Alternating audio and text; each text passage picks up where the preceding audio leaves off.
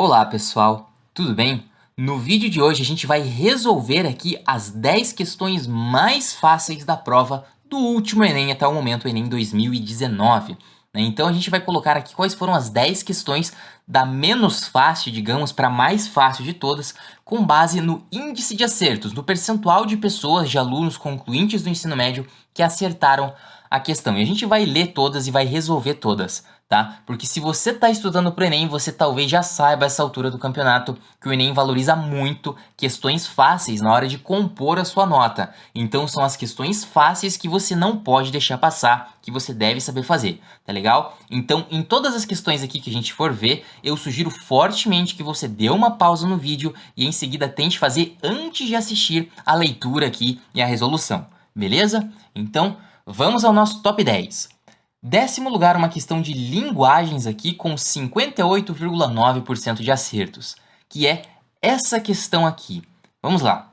Um amor desse era 24 horas lado a lado, um radar na pele, aquele sentimento alucinado, coração batia acelerado, bastava um olhar para eu entender que era hora de me entregar para você, palavras não faziam falta mais. Ah, só de lembrar do seu perfume, que arrepio, que calafrio, que o meu corpo sente. Nem que eu queira, eu te apago da minha mente. Ah, esse amor deixou marcas no meu corpo. Ah, esse amor, só de pensar, eu grito, eu quase morro. Essa letra de canção foi composta especialmente para uma campanha de combate à violência às mulheres, contra as mulheres, buscando conscientizá-las acerca do limite entre relacionamento amoroso e relacionamento abusivo. Para tanto, a estratégia empregada na letra é o quê? Item A. A revelação de submissão da mulher à situação de violência, que muitas vezes a leva à morte.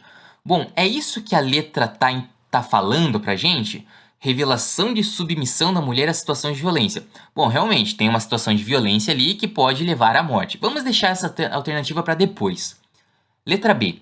ênfase na necessidade de se ouvirem os apelos da mulher agredida, que continuamente pede socorro. Não, não tá dizendo exatamente isso na letra da música, tá? Porque em um momento a mulher na letra da música pede socorro, né? Então não tem essa abordagem aí de ter um apelo da mulher agredida. Então isso não acontece na letra da música, ela não está pedindo socorro. A gente tem uma situação ali de relacionamento abusivo, de medo, né? Mas não é exatamente um pedido de socorro, tá? Então letra B não pode ser. Letra C. Exploração da situação de duplo sentido, que mostra que atos de dominação e violência não configuram amor. Tá fazendo sentido, né? No começo a gente lia ali a letra da música e parecia que era algo bom, mas depois a gente começava a perceber que não era bom. 24 horas lado a lado, era aquele amor, entre aspas, bem grandes, né? Muito abusivo, um radar na pele, sentimento alucinado, um radar na pele. Então, exploração de situação de duplo sentido, que mostra que atos de dominação e violência, que é o que está sendo retratado aí na letra, não configuram amor? Pode ser isso, já que a estratégia, a ideia era conscientizar as mulheres a respeito de relacionamento abusivo. Vamos deixar para depois. Letra D. Divulgação da importância de denunciar a violência doméstica, que atinge um grande número de mulheres no país. Bom, mais uma vez, isso aqui na prática é importante, divulgar a importância de denunciar a violência contra a mulher, a violência doméstica. Só que na letra da música não está falando nada sobre denunciar, né? Em nenhum momento a letra da música diz que a mulher foi lá na delegacia e denunciou, tá? Então, letra D não é. Letra E. Naturalização de situações opressivas que fazem parte da vida de mulheres que vivem em uma sociedade patriarcal. Bom, naturalização não me parece ser o caso. A letra não fala que as mulheres estão em relacionamentos abusivos e infelizmente é uma pena, mas vai ter que continuar assim. Não é uma naturalização como se isso fosse algo normal, que as mulheres devem ser complacentes em relação ao relacionamento abusivo. Tá? É mais para conscientizar a respeito do que é um relacionamento abusivo. Tá? Então, naturalização de situações opressivas não é o caso. Letra E também não é. Letra A. Revelação, vamos voltar aqui para aquela alternativa que a gente tinha ficado em dúvida. Revelação da submissão da mulher à situação de violência, que muitas vezes a leva à morte. Bom, ali não é exatamente morte, né? Porque só de pensar eu grito, eu quase morro. A mulher, ela vive nesse contexto de violência, nesse contexto de relacionamento abusivo. Na prática, realmente, algumas vezes leva à morte, mas pelo menos a música não está falando da morte em si, está falando mais do medo ali. Você vê que arrepio, que calafrio.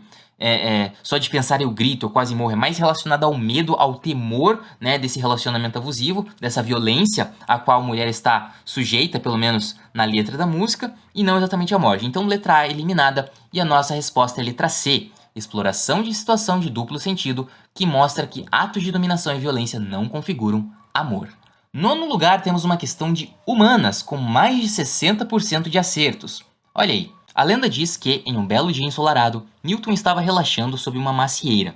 Pássaros gorjeavam em suas orelhas. Havia uma brisa gentil. Ele cochilou por alguns minutos. De repente, uma maçã caiu sobre a sua cabeça e ele acordou com um susto. Olhou para cima. Com certeza um pássaro ou um esquilo derrubou a maçã da árvore, supôs. Mas não havia pássaros ou esquilos na árvore por perto. Ele então pensou: apenas alguns minutos antes, a maçã estava pendurada na árvore. Nenhuma força externa fez ela cair. Deve haver alguma força subjacente que causa a queda das coisas para a Terra. Em contraponto a uma interpretação idealizada, o texto aponta para a seguinte dimensão fundamental da ciência moderna. Olha só, então a gente vai ter que relacionar o texto com uma dimensão da ciência moderna. Letra A. Falsificação de teses? Não parece ser o caso, né? O Newton não parece estar comprovando a não existência de alguma coisa ou dizendo que alguma tese estava errada. Ele observa o mundo ao seu redor, faz uma observação e faz um questionamento, né? Ele questiona por que as coisas acontecem. Então não é uma falsificação de uma tese já proposta. Letra B. Negação da observação. Muito pelo contrário, né? O Newton não olhou, a maçã caiu, daí o Newton não falou: ah, não, eu vou negar isso, a minha observação é falsa, a maçã não caiu. Claro que não, ele não negou a observação, tá? Ele confirmou a observação e estava tentando entender o porquê disso ter acontecido. Letra C. Proposição de hipóteses. Faz sentido, olha ali no finalzinho do texto. Deve haver alguma força subjacente que causa a queda das coisas para a Terra. Deve haver. Ele não estava afirmando, ele estava propondo, ele estava partindo de uma hipótese. Então, letra C parece muito bem ser a nossa resposta. Letra D. Contemplação da natureza. Você pode até ficar um pouco em dúvida quanto a isso, mas lembre-se, ele cochilou por alguns minutos quando a maçã caiu na cabeça dele. Então, ele não estava contemplando coisa nenhuma, ele estava dormindo. Então não é contemplação da natureza. E lembre do texto aqui, do enunciado, que a gente tem que responder aqui do comando. Dimensão fundamental da ciência moderna. Não é exclusivamente contemplar a natureza, tá? Então não tem que ser algo mais abrangente como proposição de hipóteses. Letra E. Universalização de conclusões. Também não. O Newton ele não conclui muita coisa, ele faz uma proposição, ele formula uma hipótese. Deve haver alguma força, mas ele não faz uma conclusão e nem universaliza isso, tá? E isso também não é uma dimensão da ciência moderna. A ciência moderna não identifica uma espécie de algum animal e diz que as características daquele animal são universais para todos os animais, né? Então, tem que pensar nesse sentido. Letra E também não é, e a gente fica com a letra C, proposição de hipóteses. Oitavo lugar de questão mais fácil, agora o nível de acerto está aumentando ainda mais. Outra questão de humanas, aqui no nosso ranking. Olha aí. O processamento da mandioca era uma atividade já realizada pelos nativos que viviam no Brasil antes da chegada dos portugueses e africanos. Entretanto, ao longo do processo de colonização portuguesa, a produção de farinha foi aperfeiçoada e ampliada, tornando-se lugar comum em todo o território da colônia portuguesa na América. Com a consolidação do comércio atlântico em suas diferentes conexões, a farinha atravessou os mares e chegou aos mercados africanos. Considerando a formação do espaço atlântico, esse produto exemplifica historicamente o quê? Bom, tá falando da mandioca, tá falando ali da farinha, de como isso foi de um país para o outro, né? E agora vamos analisar as alternativas aqui. Difusão de hábitos alimentares? Talvez, né? Tá falando da mandioca, tá falando da farinha, diferentes culturas, né? No caso ali, os povos nativos, os portugueses, os africanos, pode ser. Letra B. Disseminação de rituais festivos. Eu não vi nada relacionado à festa ou ritual festivo nesse texto, então letra B também não faz sentido nenhum. Letra C. Ampliação dos saberes autóctones. Bom, essa palavra nem todo mundo sabe, tá? Mas autóctones a gente pode interpretar aqui como algo semelhante a indígenas, os povos que habitavam desde os primórdios uma determinada região, tá? Mas a gente não está falando aqui de ampliação do conhecimento, dos saberes dos povos indígenas do Brasil aqui, tá? A gente está falando da mandioca, da farinha, do comércio disso em diferentes países, tá? Então, letra C também não parece ser. Letra D. Apropriação de costumes guerreiros. Não tem nada aqui falando de luta, de guerreiros, nem nada do tipo, de costumes guerreiros. De novo, mandioca e farinha, nada de guerreiros. Letra E. Diversificação de oferendas religiosas. Não, nem a mandioca nem a farinha, o texto não está falando isso em momento nenhum, que a mandioca ou a farinha era uma espécie de oferenda religiosa. Tá? Então não tem nada a ver com oferenda religiosa e por eliminação a gente fica com a letra A. Difusão de hábitos alimentares. Sétimo lugar de questão mais fácil da prova do Enem, do último Enem, é de novo de uma questão de linguagens, com 62,5% de acertos. Olha aí. Meu caro Sherlock Holmes, algo horrível aconteceu às 3 da manhã no Jardim Lauriston. Nosso homem que estava na vigia viu uma luz às 2 da manhã saindo de uma casa vazia. Quando se aproximou, encontrou a porta aberta e na sala da frente o corpo de um cavalheiro bem vestido. Os cartões que estavam em seu bolso tinham o nome de Enoch J. Drebber, Cleveland, Ohio, Estados Unidos. Não houve assalto e nosso homem não conseguiu encontrar algo que indicasse como ele morreu. Não havia marcas de sangue, nem feridas nele. Não sabemos como ele entrou na casa vazia. Na verdade, todo o assunto é um quebra-cabeça sem fim. Se puder vir até a casa, seria ótimo. Se não, eu lhe conto os detalhes e gostaria muito de saber a sua opinião. Atenciosamente, Tobias Gregson. Considerando o objetivo da carta de Tobias Gregson, a sequência de enunciados negativos presente nesse texto tem a função de, olha só, enunciados negativos. Em qual momento da carta que a gente tem enunciados negativos? É ali no meio, né? Não houve assalto e nosso homem não conseguiu encontrar algo que indicasse como ele morreu. Não havia marca de sangue, não havia feridas nele, não sabemos como ele entrou na casa. Tá? Então, esses são os enunciados negativos aí que a gente tem que prestar atenção. Qual que é a função deles? Letra A. Restringir a investigação, deixando sob responsabilidade do autor da carta. Restringir a investigação? Sim, né? Já está eliminando algumas coisas, né? Por exemplo, não havia marca de sangue, não havia feridas, né? Então a gente já consegue eliminar algumas coisas na investigação. Agora, deixando-a sob responsabilidade do autor da carta, o autor da carta é o Tobias Gregson, tá? Mas ele não está falando com essas negativas aí que ele vai ser o responsável supremo para resolver o caso. Então, letra A, não. Letra B. Refutar possíveis causas da morte do cavalheiro, auxiliando na investigação. Faz sentido, né? Não houve assalto, a gente já consegue dizer que não foi assalto, não havia marcas de sangue, não havia feridas, então não foi morte por facada, por arma branca, não foi tiro nem nada do tipo. Então já está sendo refutadas diversas hipóteses para a morte do cavalheiro, e isso já auxilia na investigação, né? Vai afunilando as possibilidades. Faz sentido. Letra C. Identificar o local da cena do crime, localizando no Jardim Lauriston. No começo da carta até fala da localização, do Jardim Lauriston, mas a gente está falando aqui dos enunciados negativos que estão no meio ali da carta. E os enunciados negativos não tem nada a ver sobre a localização, tá? E sim sobre a investigação em si, sobre refutar algumas coisas que já se sabe que não foi o caso. Letra D. Introduzir o destinatário da carta, caracterizando sua personalidade. Não mesmo. Destinatário é quem vai receber a carta. Quem vai receber a carta é o Sherlock Holmes. Mas aquele não houve assalto, não havia marca de sangue, não havia feridas, isso não caracteriza a personalidade do Sherlock Holmes. Longe disso. Letra D não pode ser. E letra E diz apresentar o vigia, incluindo entre os suspeitos do assassinato. Bom, o vigia até é citado, mas apresentar o vigia, falar, ó, o vigia é assim, assim, assado, ele é um suspeito, não é o que acontece aqui na carta, tá? Então a gente fica com a letra B, tá? A ideia desses enunciados negativos é refutar possíveis causas da morte do cavaleiro e auxiliar na investigação. Sexto lugar no nosso ranking de questões mais fáceis do Enem, temos uma questão de linguagens com mais de 63% de acerto. Olha aí! Educação para a saúde mediante programas de educação física escolar. A educação para a saúde deverá ser alcançada mediante interação de ações que possam envolver o próprio homem mediante suas atitudes frente às exigências ambientais representadas pelos hábitos alimentares, estado de estresse, opções de lazer, atividade física, agressões climáticas, etc.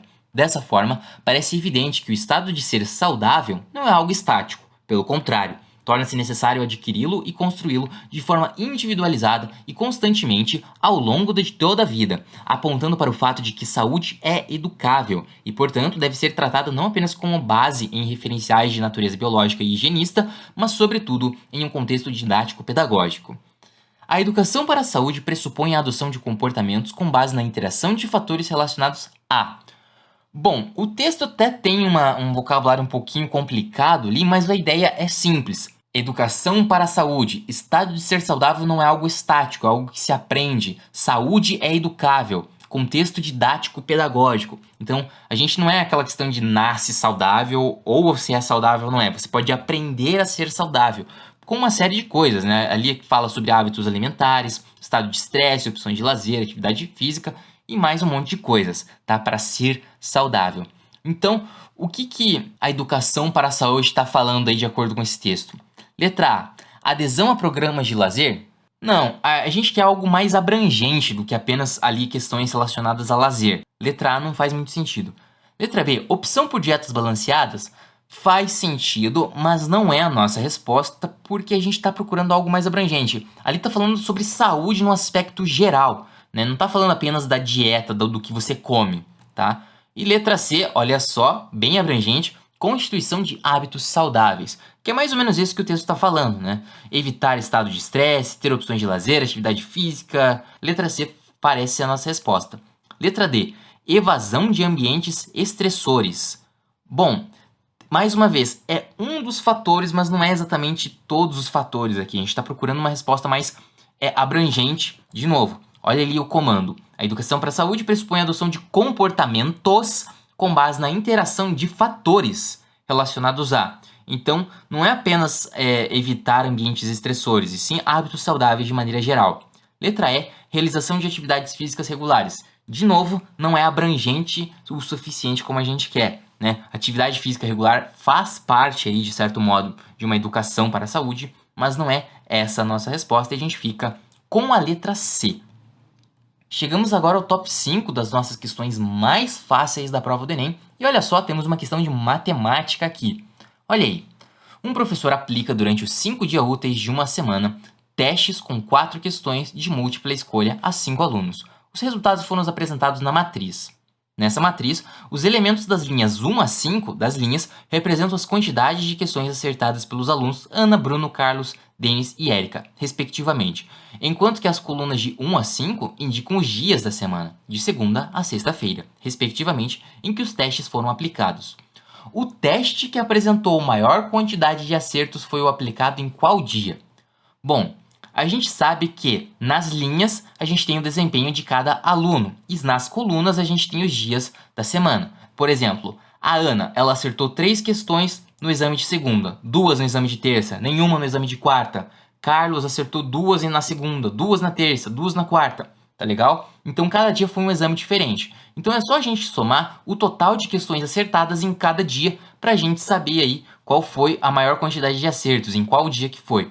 Na segunda teve 11 acertos no total, na terça teve 10, na quarta teve 10, na quinta teve 10 e na sexta teve 10. Opa, quer dizer que o teste que apresentou maior quantidade de acertos foi aplicado na segunda-feira. Gabarito, letra A, a questão mais fácil da prova de matemática. Quarto lugar, linguagens mais uma vez, com 66,5% de acertos. Olha só, uma questão muito boa. Os tipos cheios de si. O difícil é encontrar quem nunca cruzou com ou se passou por um desses online. E aí tem vários perfis, né, que o infográfico mostra pra gente. O turista em tempo integral, o baladeiro vida louca, o bem relacionado de ocasião, a mãe orgulhosa demais, o lindo ou a linda demais para não se mostrar, o gourmet de aparências, o exibido humilde, a única bem amada, com uma breve descrição ali, bem legal, eu acho muito divertida essa questão aí, tá? E vamos agora para o comando. De acordo com esse infográfico, as redes sociais estimulam diferentes comportamentos dos usuários que revelam o quê? Bom, vamos ler aqui rapidamente os tipos cheios de si. Primeiro lá, posta o ano inteiro fotos das férias, parece viver viajando. Depois, o baladeiro vida louca, quase dá para escutar o uhul pelas fotos de bebidas e pistas de dança. O bem relacionado da ocasião, descobriu quem é o famoso que aparece na foto naquela hora, mas não deixa passar. Depois, mãe orgulhosa demais, faz questão de contar todas as gracinhas, até as que não tem graça, só pra mãe. O lindo demais para não se mostrar, acha que o dia de cabelo bom desculpa um autorretrato. O gourmet de aparências, pra que ir num restaurante se ninguém souber? O exibido humilde, acha que disfarça ao dar dicas de sucesso, mas não engana ninguém. Então, o que a gente tem aí no geral? A gente tem uma grande exposição, um grande compartilhamento, né, de diversos perfis. Vamos lá. De acordo com esse infográfico, o que as redes sociais estimulam? Exposição exagerada dos indivíduos faz sentido, né? Por exemplo ali, o gourmet de aparências. Pra que ir ao restaurante se ninguém souber? Ou o turista em tempo integral. Posta o ano inteiro foto das férias. Então letra A faz sentido. Letra B. Comicidade ingênua dos usuários. Não, né? Porque o fato de você postar uma foto de férias não é algo exatamente cômico, necessariamente. Ou você postar alguma coisa relacionada a ir a um restaurante. Não é algo cômico do usuário. Então não pode ser letra B. Letra C. Engajamento social das pessoas. Não é isso que o texto está falando. O texto não está falando da repercussão daqueles que fazem diversas postagens nas redes sociais, e sim das postagens em si. Então não está falando do engajamento das pessoas nessas postagens, tá? Então letra C também não é. Letra D. Disfarce do sujeito por meio de avatares. Bom, não é um disfarce do sujeito. Aqui no texto, no infográfico, o infográfico apenas agrupou alguns perfis, alguns tipos de pessoas. Mas não é como se o indivíduo, não é como se o usuário das redes sociais estivesse disfarçado de um avatar, tá? Então não é isso. Letra E. Autocrítica dos internautas. Não também, né? O baladeiro Vida Louca, que quase dá pra escutar o uhul pelas fotos de bebidas e pistas de dança, ele não tá fazendo uma crítica quanto a si mesmo nem nada do tipo. Mesma coisa vale para os outros perfis destacados. Por eliminação, a gente fica com a letra A, exposição exagerada dos indivíduos. E agora chegamos ao nosso top 3 questões mais fáceis da prova do Enem. E também é uma questão de linguagens com praticamente 70% de acerto. Olha aí. No Brasil, a disseminação de uma expectativa de corpo com base na estética da magreza é bastante grande e apresenta uma enorme repercussão, especialmente se considerado do ponto de vista da realização pessoal. Em pesquisa feita na cidade de São Paulo, aparecem os percentuais de 90% entre as mulheres pesquisadas que se dizem preocupadas com seu peso corporal, sendo que 95% se sentem insatisfeitas com seu próprio corpo. A preocupação excessiva com o peso corporal pode provocar o desenvolvimento de distúrbios associados diretamente à imagem do corpo, tais como, bom, olha só, distúrbios associados diretamente à imagem do corpo, não é qualquer distúrbio não, tá? Vamos lá. Letra A, anorexia e bulimia. Anorexia é quando a pessoa não come praticamente nada, faz muito exercício físico e geralmente é uma pessoa que é muito mais magra do que devia ser. Bulimia é quando a pessoa come, mas fica com uma espécie de culpa ou alguma coisa do gênero e para não engordar, vomita, né, o que comeu. Isso é bulimia. Pode ser, né, já que essa obsessão pelo peso, né, pode levar a esses dois fatores. Letra B, ortorexia e vigorexia. Ortorexia não é um termo tão conhecido assim, mas diz respeito às pessoas que se preocupam muito com a origem dos alimentos que consomem. Então não tem absolutamente nada de industrializado na dieta de uma pessoa que tem ortorexia. Até poderia ser um distúrbio, mas ali a gente tem vigorexia. Vigorexia também não é um termo tão famoso assim. É aquele distúrbio de uma pessoa que nunca acha que está musculosa o suficiente, está sempre fazendo musculação para ficar mais musculosa e acha que não está musculosa o suficiente, tá? Mas a vigorexia ela não vai ter muita relação direta com o peso. E a ortorexia também não. É mais uma obsessão, um distúrbio em relação à origem dos alimentos do que propriamente com a preocupação com o peso, tá? Letra C, ansiedade e depressão. Podem ser dois distúrbios realmente relacionados à preocupação excessiva com o peso, né? Causa ansiedade, causa depressão. Mas a gente está procurando aqui distúrbios associados diretamente à imagem do corpo. Então, ansiedade por si só não afeta a imagem do corpo. A depressão por si só não afeta, né, a imagem do corpo. Ao contrário da anorexia e da bulimia, por exemplo. Letra D. Sobrepeso e fobia social. Fobia social pode ser um dos distúrbios relacionados a essa mania, essa preocupação excessiva com o peso. Mas a fobia social por si só, de novo, não é algo diretamente relacionado à imagem. E o sobrepeso também não faz sentido, né? Uma preocupação excessiva com o peso não vai levar, eu acredito, uma pessoa a ter um peso excessivo. É mais comum o contrário, uma pessoa com peso excessivo, com sobrepeso, querer diminuir o peso, tá? Então, letra D também não é. Letra E, sedentarismo e obesidade. Não, né? Se a pessoa tem uma preocupação excessiva com o peso, ela não vai ficar mais sedentária. Talvez ela pratique até mais exercícios físicos do que antes por conta dessa preocupação com o peso ideal. E obesidade também não seria o caso ali pelo mesmo motivo do sobrepeso. Com isso, a gente fica com a alternativa A, anorexia e bulimia.